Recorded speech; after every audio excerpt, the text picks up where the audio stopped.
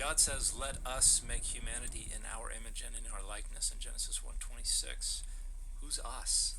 Hey everybody, I'm Dan McClellan. I'm a scholar of the Bible and religion, and there are a lot of people who try to make this a lot more complicated than it actually is. Some people want to understand Elohim as a plural noun here. Now, the word Elohim is grammatically plural, and it can refer to a single deity or it can refer to multiple deities. And to determine which it is, you just look at the verbs and the pronouns. If they're plural, then it means deities. If they're singular, then it means deity, or a reference to the God of Israel. And in Genesis 1:26, it's very clearly singular, Vayomer Elohim, and God said. But then what God says has a plural sense.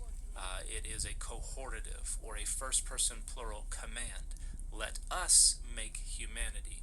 This is God speaking to the gods of the divine council. This is not a reference to the Trinity.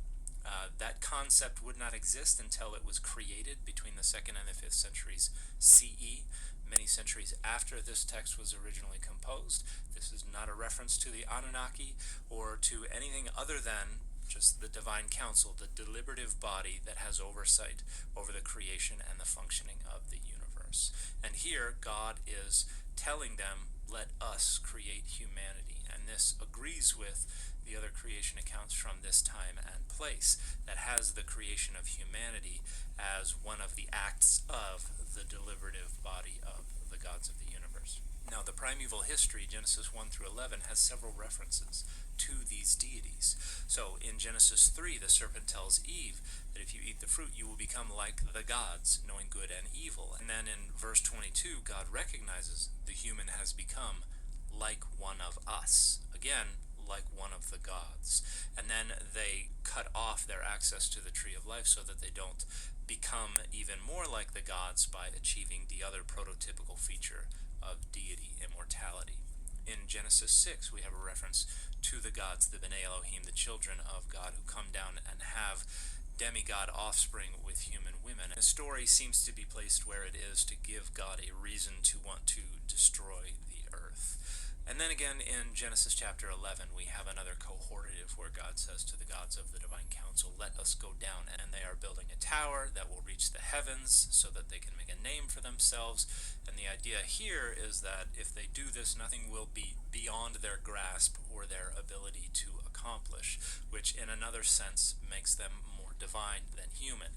And so in all of these narratives, humanity is encroaching upon the boundaries of deity, and God and the gods are there to slap them back down.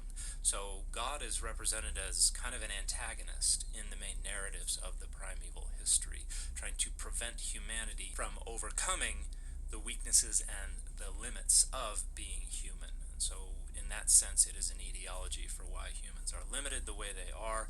God is the main antagonist, but in the background sit the gods of the divine council. Now, in this instance, I have about a 90% agreement with Dan's assessment of what's going on here. When he said it is not a reference to the Anunnaki, I think that it is an indirect reference to the fact that when Genesis was written, that there was an adaptation of the previous Canaanite, Babylonian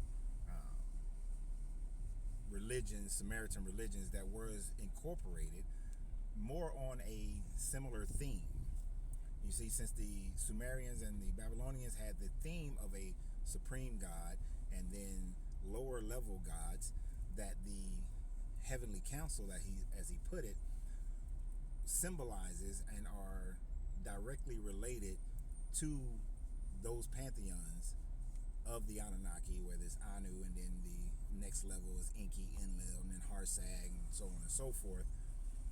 Or it's El and his wife Asherah, and then there's Baal and Yahweh, and so on and so forth, the children of El and Asherah.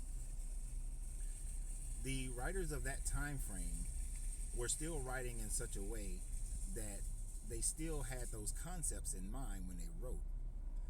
The separation became that the angels, Gabriel, Michael, were merely the Enlils and Enkis and Harsags, the Demuzis, the Elnanas of their type of writing, their new belief in Judaism at the time. This is why, in the same way that those other sub deities were worshipped, anytime you see something where an angel comes before Balaam or Abraham or anyone else, they begin to worship them and fall down and worship them. Or as Noah's daddy, who was Enki in the Atarhesis, becomes an angelic being. Noah had this shiny face and looked like one of the gods, according to the book of Enoch. So they incorporated these same ideas of the angels being similar to the Anunnaki gods, and that's a concept of it that I believe he leaves out. But I think you can draw a correlation that they were writing in such a way that was befitting of the time and the culture in and around between 900 BCE to about 500 BCE. But after 500 BCE, the worship of those heavenly council became something that they started to move away from, because they started moving more into a Platonic style of theology. We see it also when this God is having his heavenly council in the book of Job, and the Ha-Satan is there to question Job's fidelity to this God, and this is a council meeting that they're having, in the same way that we see this in the Anunnaki stories as well. So I agree with Dan that it is not a direct, but I think it is an indirect, because they're writing based on those similar themes that were abound in other cultures that they were surrounded by in the Levant.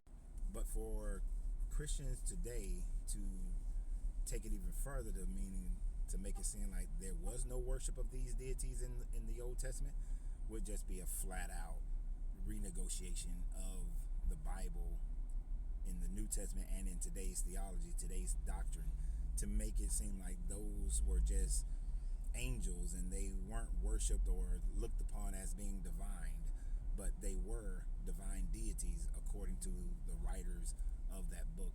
So it's Christians now massaging the text in order to fit what they wanted to fit for their current doctrine.